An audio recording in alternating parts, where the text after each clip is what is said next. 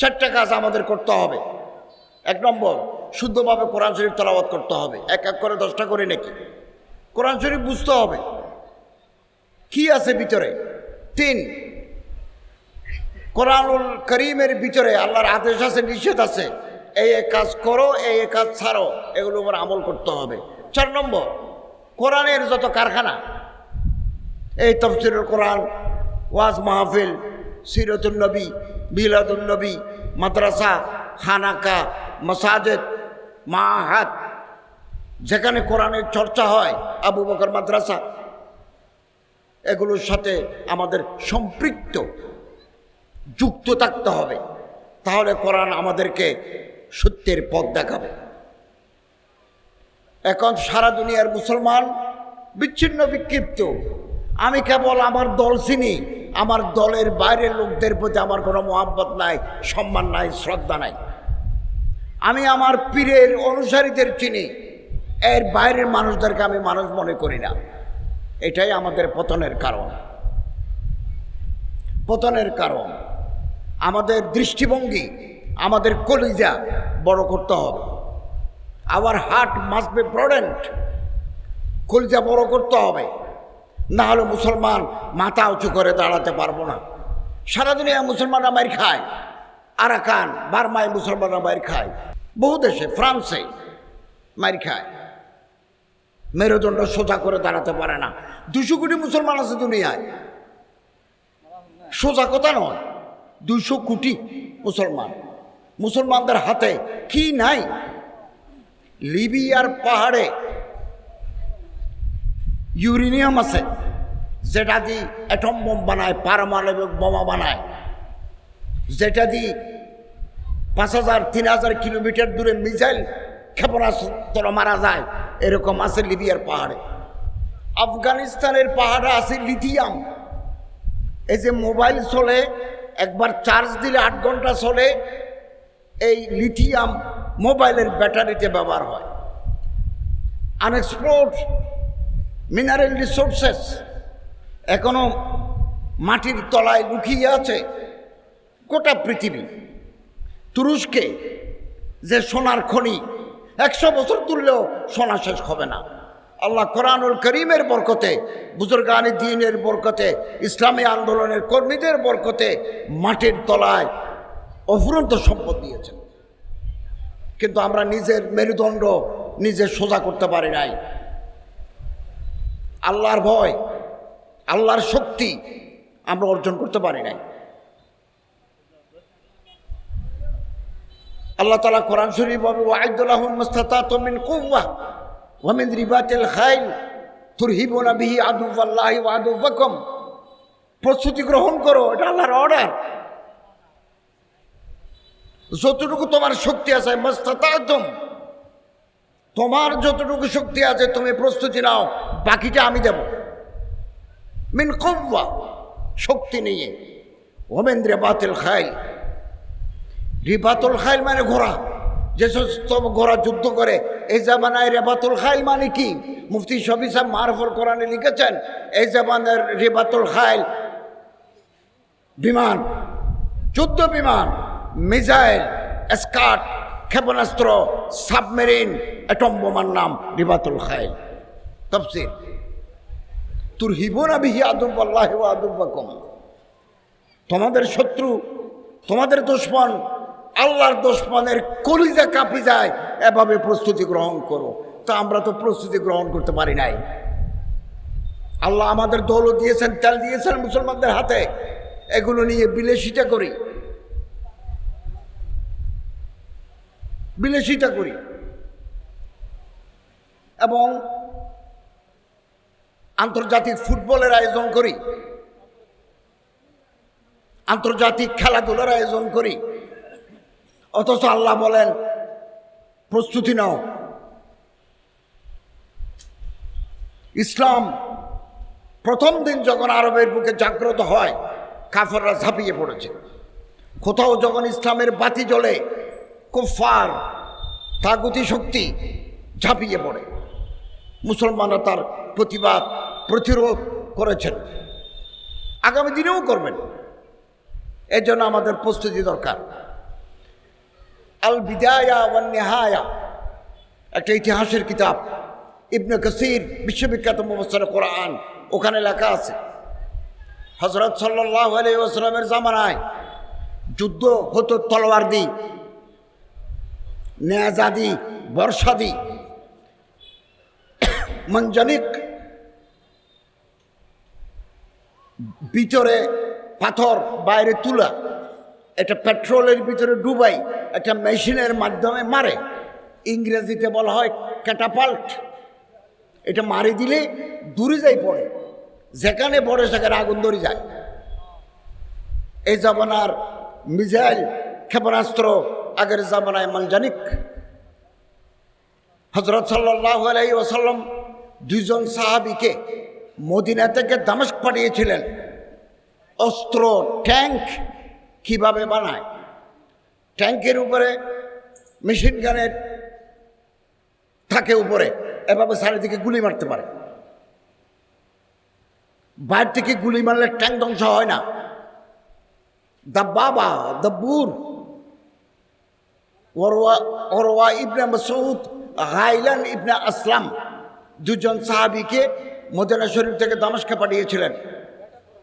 তারা বহুদিন ট্রেনিং নিয়েছেন, ফলে গজওয়াত হুনাইন, হুনাইনের যুদ্ধে এই দুজন সাহাবী অংশ নিতে পারেন নাই। অতএব মিসওয়াক করা সুন্নাত, খাওয়ার পরে একটু আরাম করা সুন্নাত, কাইলুলা সুন্নাত, দাড়ি রাখা ওয়াজিব। কাফেরের বিরুদ্ধে অস্ত্র ধারণ করা সুন্নাত, অস্ত্র তৈরি করা সুন্নাত। আমরা তো এই সুন্নত হারিয়ে ফেলেছি, মিডে মিডে সুন্নত গ্রহণ করেছি। যেই সুন্নত পালন করলে বুকের তাজা রক্ত দিতে হয়, টাকা দিতে হয়, শ্রম দিতে হয়, সেই সুন্নত ভুলে গেছি। নরম নরম সুন্নতগুলো নিয়েছি। যুদ্ধের ময়দানে সাহাবায়ে কেরাম গাছের পাতা খেয়েছেন, বুখারী শরীফে আছে, নরম নরম গাছের পাতা খেয়েছেন।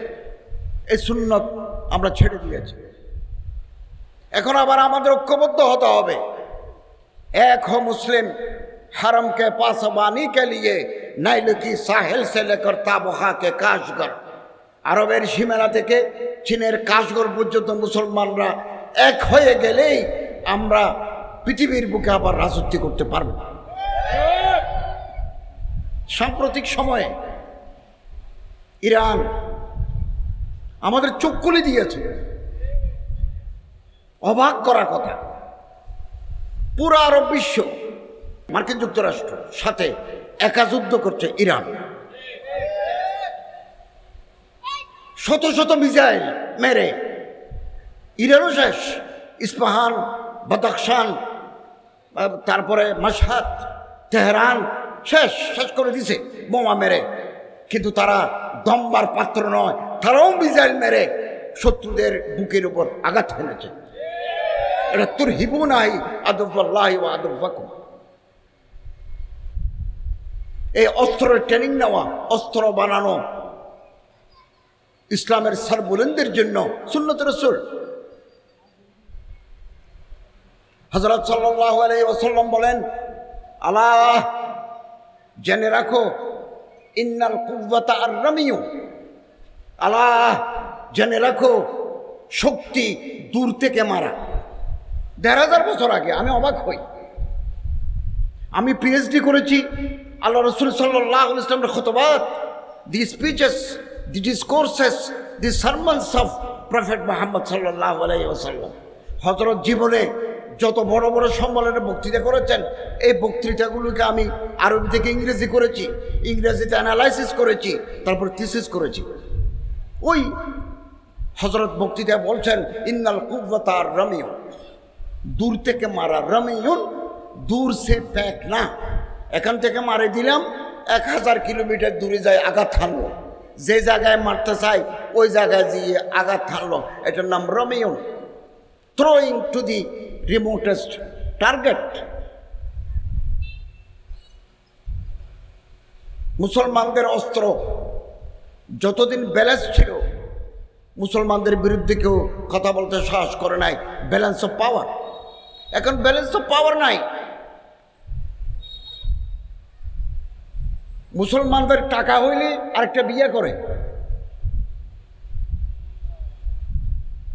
রিসোর্ট বানায়, দ্বীপে দ্বীপ ভাড়া করে রিসোর্ট বানায়, বিলাসিতা করে।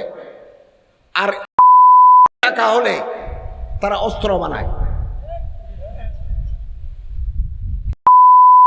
এই পর্যন্ত ফুটবল টিম নাই, ক্রিকেট টিম নাই, মাত্র 21 কিলোমিটার পড়াশোনা করেছি। কেন? দুনিয়ার বুকে মাথা উঁচু করে দাঁড়ালো। 17টা মুসলমান দেশ কেন ক্ষেপণাস্ত্র বানাতে পারলো না?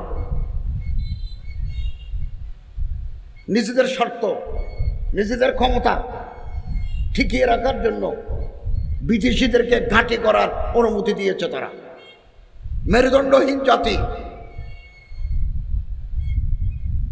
ইনশাআল্লাহ আজিজ, আমি আশাবাদী হাদিস সত্য। ইমাম মাহাদির সৈন্যরা তৈরি হচ্ছে, চারিদিকে তৈরি হচ্ছে ইমাম মাহাদির সৈন্যরা। আজকে 210টা মুসলমানের জাতি রাষ্ট্রের কাছে যদি অ্যাটম বোমা থাকতো, পারমাণবিক বোমা থাকতো, দুনিয়া ব্যালেন্স অফ পাওয়ার হয়ে যেত। গাজাতে এভাবে নির্বিচারে মুসলমানদেরকে মারতে পারতো না। এটাকে ইংরেজিতে বলা হয় এথনিক ক্লিনজিং। এটা জাতিকে, জাতিসত্তাকে শেষ করে দেওয়া। শেষ করে দিছে, শেষ করে দিছে। তারা জানে মুসলমানদের কিছু করার ক্ষমতা নাই।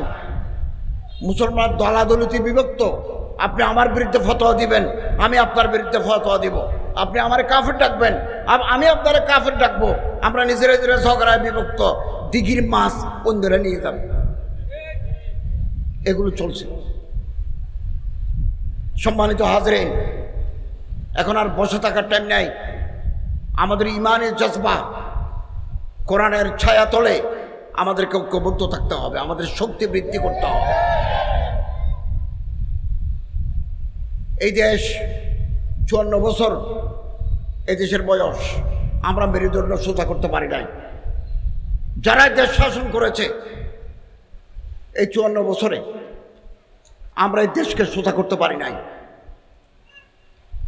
একবার ক্ষমতা পেলে টাকা লুট করার উৎসব শুরু হয়ে যায়। চুরি করা, ক্ষমতা পেলে, পদ পেলে, মনসব পেলে, নিজের দল ক্ষমতায় গেলে, নিজের দলের লোক এমপি হলে লুটপাট, দুর্নীতি, স্বজন প্রীতি দানা বাঁধে দেশে।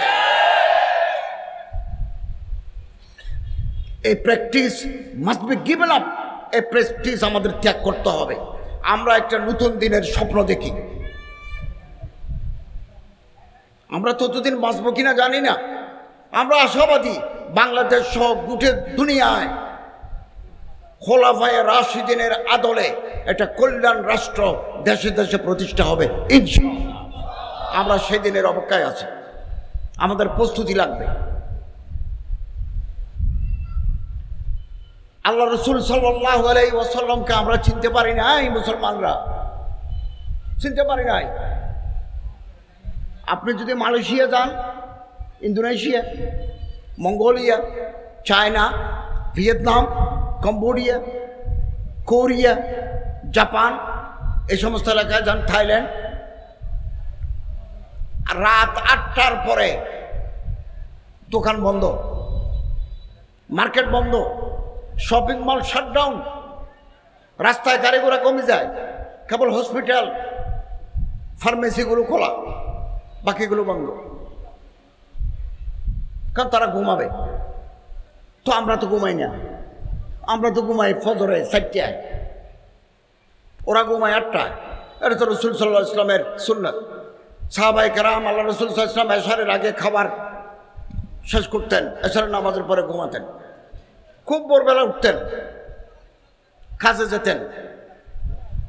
থাইল্যান্ডের মানুষ থেকে শুরু করে মঙ্গোলিয়া পর্যন্ত এই এলাকার মানুষরা এই নিয়ম পালন করে এশারের পরে ঘুমায়, ফজরের সময় ঘুম থেকে উঠে। হাদিস, হযরত সাল্লাল্লাহু আলাইহি ওয়াসাল্লাম দোয়া করেছে, আল্লাহুম্মা বারিক আলা উম্মতি ফি বুকুরিহা, ও আল্লাহ আমার উম্মতের মধ্যে যারা সকালবেলা ঘুম থেকে উঠে কাজকর্মে লিপ্ত হয়ে যায় তাদের জীবন ধারাকে তুমি বরকতময় করো। তো আমরা তো ঘুমে, আমরা তো গুনাহগার, আমরা তো পাপী। আমি এবছর এবং গত বছর 2 বার থাইল্যান্ড গেছি চিকিৎসার কারণে, Bangkok. High commissioner, Bangladesh high commissioner পক্ষে একজন সেক্রেটারি আমার সাথে সার্বক্ষণিক ছিলেন। উনি আমারে বললেন, উনি পিএইচডি করেছেন থাইল্যান্ডে, উনি আমারে বলছেন, স্যার সকাল সূর্য ওঠার আগে এখানে কাঁচা বাজার বসে 9টার ভিতরে শেষ। ভোরবেলা, খুব ভোরবেলা মানুষ ঘুম থেকে উঠে যার কাজে চলে যাচ্ছে। অন্যান্য ধর্মের লোকেরা রসুলের সুন্নত মানে, আর আমরা সুন্নত থেকে দূরে।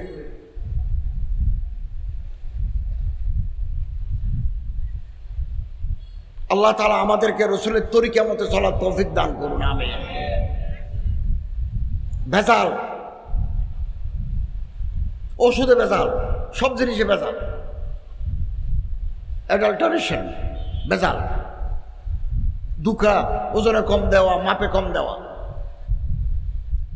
ফেসবুকে দেখলাম ঢাকার একটা দোকান কম দামে পাঞ্জাবি বিক্রি করবে,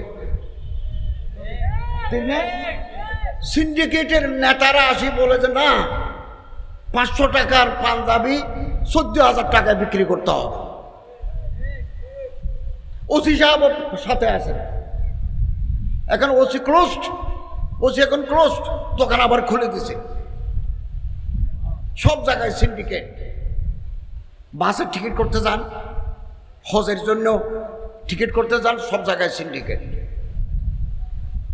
মানুষকে ধোঁকা দেওয়া, মান গাসসা ফালাইসা মিন্না। হযরত সাল্লাল্লাহু আলাইহি ওয়াসাল্লাম বলেন, যারা ধোঁকা দেয়, প্রতারণা করে, তারা আমার উম্মত নয়। আল্লাহ রাসূল সাল্লাল্লাহু আলাইহি ওয়াসাল্লামকে উম্মতে মুসলিম চিনতে পারে নাই, চিনতে পারে নাই। গাছ চিনেছে, গাছ, গাছে চিনেছে। মাজমাউজ জাওয়ায়েত, এটা হাদিসের কিতাব, 8 খণ্ড, 292 পৃষ্ঠায় একটা ঘটনা আছে।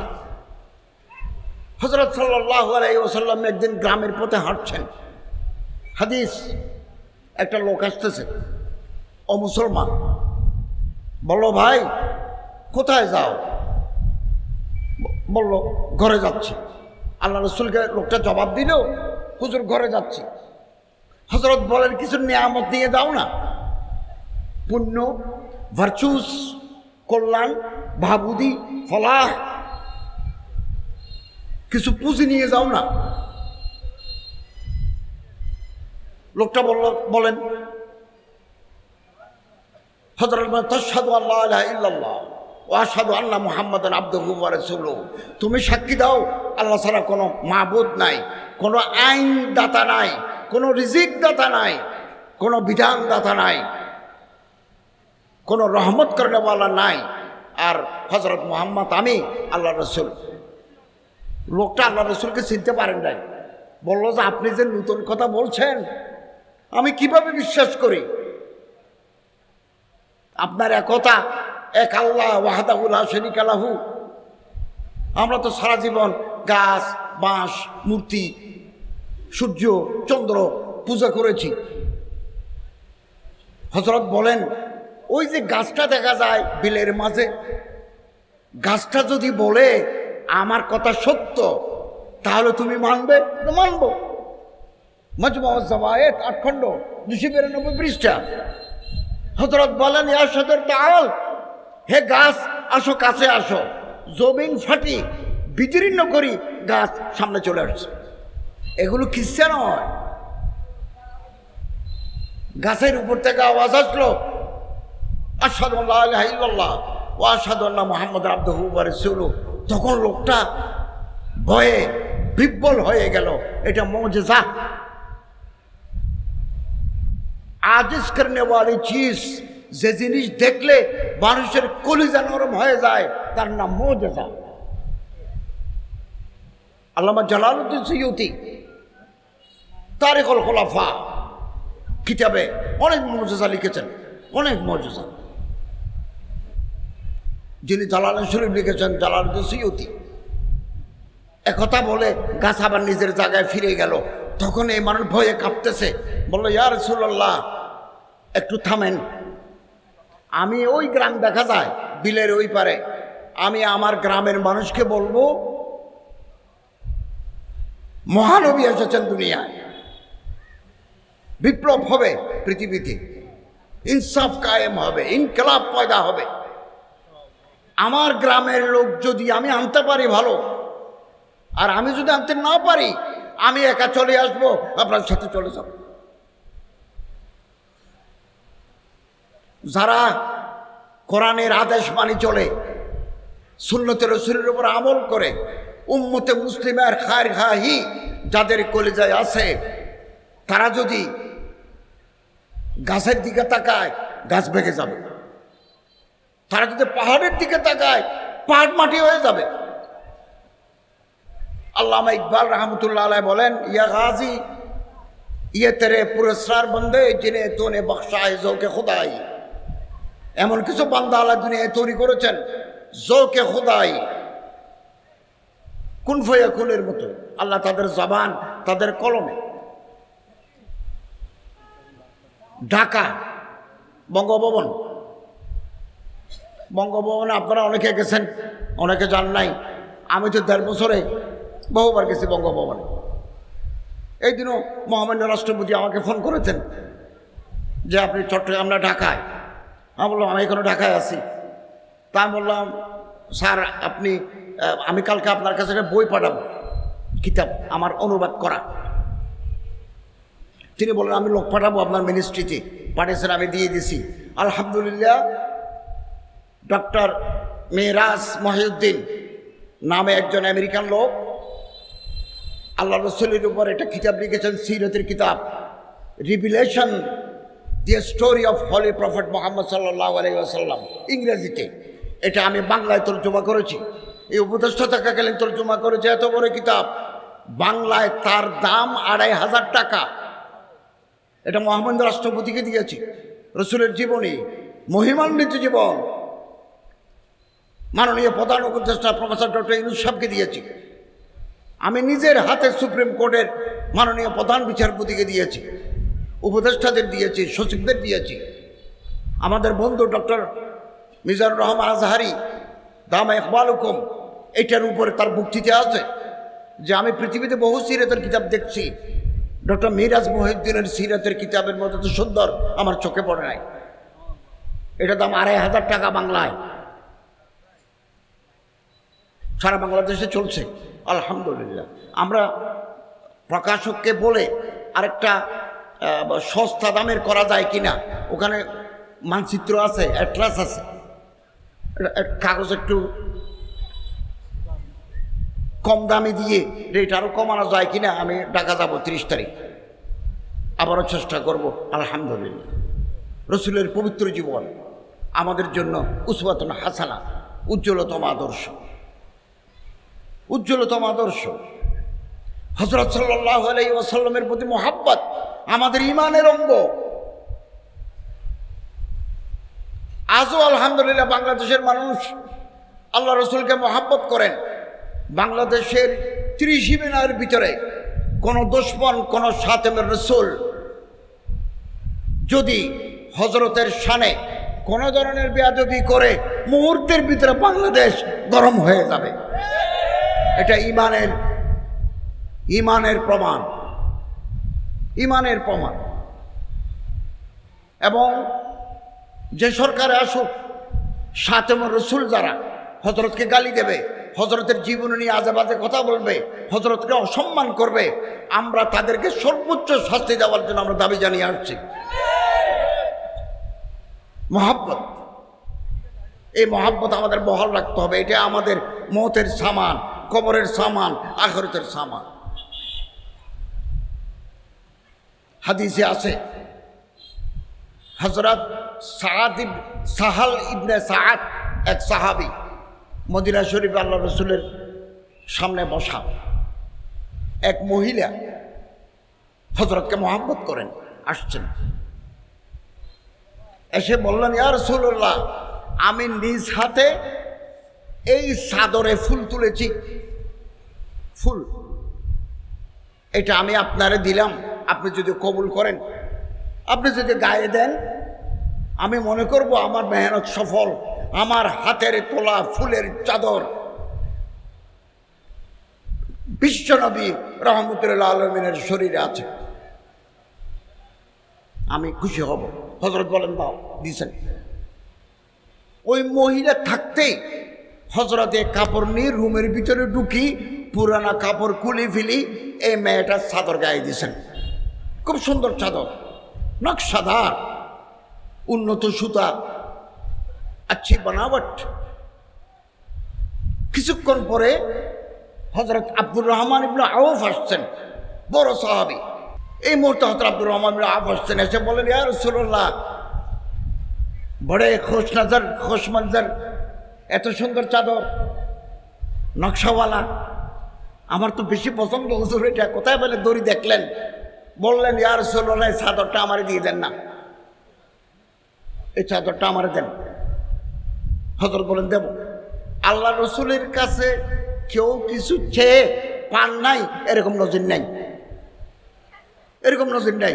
বলো, বসো, আর একটু গায়ে দিই, এই মাত্র গায়ে দিলাম, আর একটু গায়ে দিই, আরো ঘন্টা খানে গায়ে রাখলেন।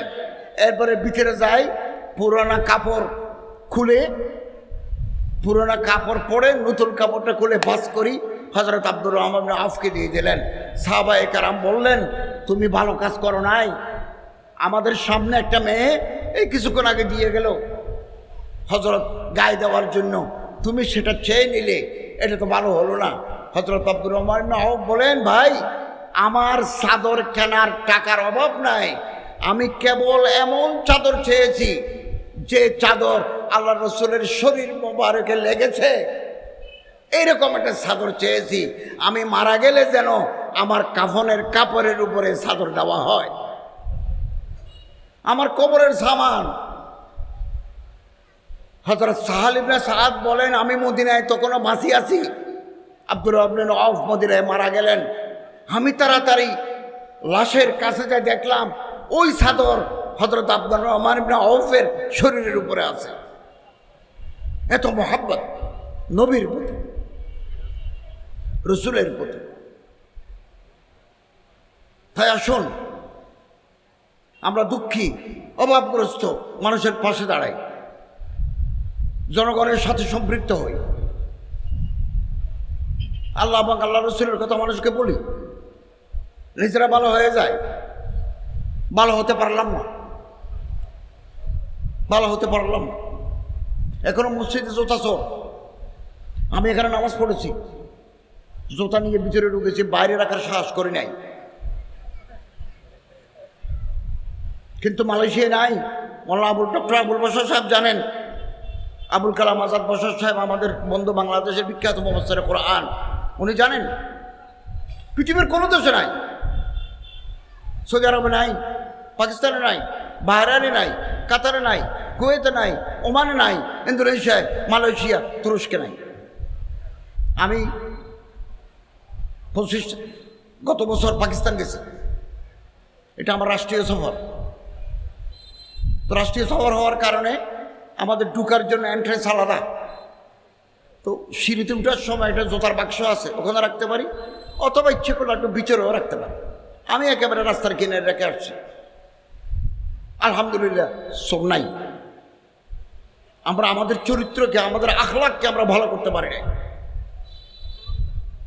টাকা মারার ফন্দি, টাকা মারা, লুট করা, চুরি করা, আগারটাও খাওয়া, তলাটাও কুড়ানো আমাদের পুরানো অভ্যাস। এই অভ্যাস আমাদের বদলতে হবে। আলেম ওলামা, পীর দরবেশদের সহবত এখতিয়ার করে আমরা চরিত্র ভালো করব। আমি ব্যক্তি, ডক্টর আবুল কালাম আজাদ বশর সাহেব ব্যক্তি, আজকের সভাপতি জাফর আহমদ ভাই ব্যক্তি, আপনি ব্যক্তি, আপনি, আমি, জায়েদ, আমর, বকর, রহিম, করিম মিলে সমষ্টি। ব্যক্তি যদি ভালো হয়ে যেতে পারি, সমষ্টি ভালো হয়ে যাবে। মাদ্রাসার মানুষ যদি ভালো হয়ে যায়, কাঞ্চনের মানুষ, সোনাকেন্যার মানুষ ভালো হয়ে যাবে। সাতকানের মানুষ ভালো হয়ে গেলে লোহাগড়ের মানুষ ভালো হয়ে যাবে। আমরা ভালো হয়ে যাব।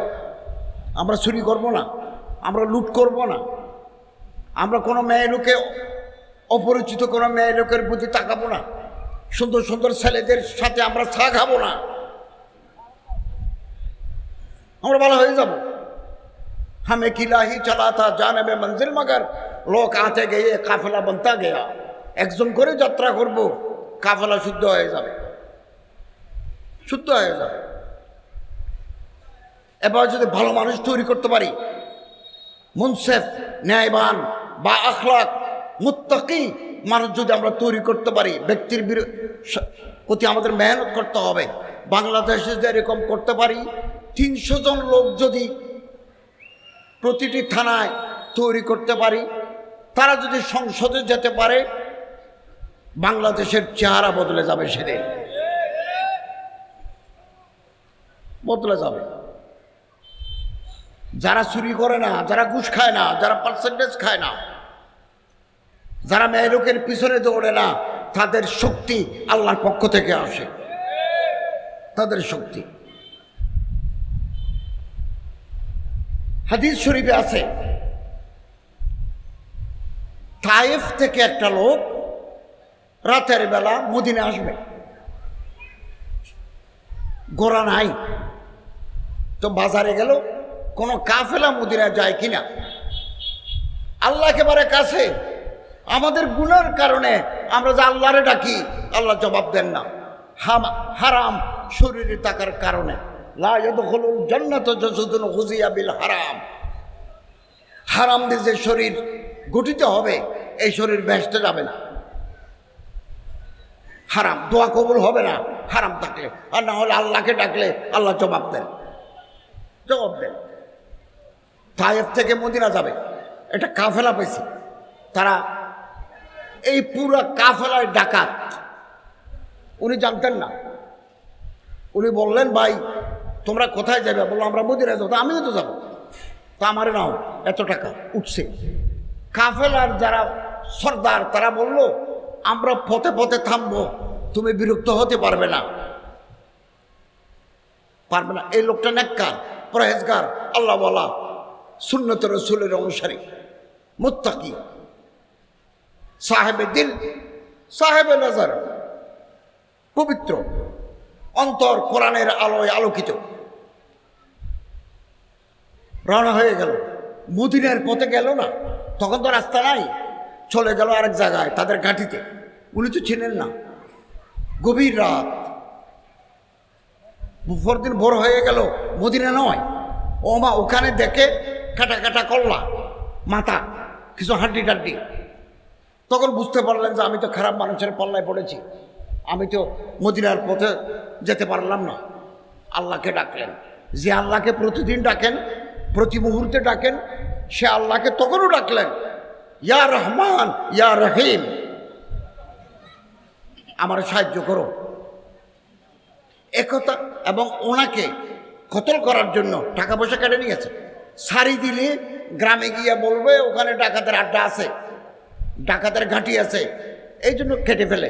টাকা পয়সা নিয়ে ফেলছে, এবার কতল করার জন্য নিয়ে গেছে। তখন তিনি ডাক দিলেন, ইয়া রহমান ইয়া রহিম, হে আসমানের মালিক সাহায্য করো। ইয়্যাকা না'বুদু ওয়া ইয়্যাকা নাস্তাঈন, हम आप ही की इबादत करते हैं और आप ही से मदद मांगते हैं।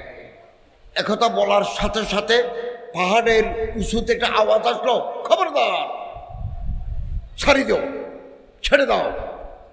তখন যারা কতল করতে গেছে তারা খেপে উঠলো, কি ব্যাপার, মানুষের আওয়াজ আসলো কোত্থেকে। তারা আবার একে রাখি পাহাড়ের উপর দিয়ে দৌড়ায়, কাউকে দেখা যায় না। আবার আসছে, আধা ঘন্টা দৌড়লো, আবার আসছে।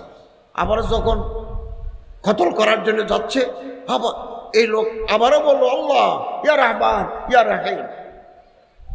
আবারও গায়েবী আওয়াজ আসলো 3 বার। প্রথম 2 বার, শেষের দিকে দেখা গেল ঘোড়ার উপর সওয়ার হয়ে একটা বর্ষা হাতে নিয়ে একটা লোক খুব জোরে ঘোড়া চালিয়ে আসছে এবং যারা কতল করবে তাদের বুকের উপর মারি দিছে। এই ঘোড়ার উপরে যে সওয়ার ছিল শাহ সওয়ার, ওই মোমেনকে বলতেছে, ভাই তুমি যখন ইয়া রহমান ইয়া রহিম ডাক দিয়েছিলে, আমি আসমানে ছিলাম, আমার রব আমার হুকুম দিল, আমার এক বন্দা বিপদে, তুমি নিচে যাও তারে সাহায্য করো। তো প্রথম ডাকে আমি আসমান থেকে নেমেছি, দ্বিতীয় ডাকে আমি দৌড় দিয়েছি, তৃতীয় ডাকে এসে তোমার কাতেলকে আমি হত্যা করে দিলাম। সে আল্লাহ এখনও আছেন, আছে না নাই? সে আল্লাহ এখনও আছেন। আমাদের যে কোনো বিপদে আল্লাহ আমাদের সহায়তা করবেন। আল্লাহ বলি তৌফিক হুয়াল মুওয়াফিক ওয়াল মুঈন। ওয়া আখিরু দাওয়ানা আলহামদুলিল্লাহি রাব্বিল আলামিন।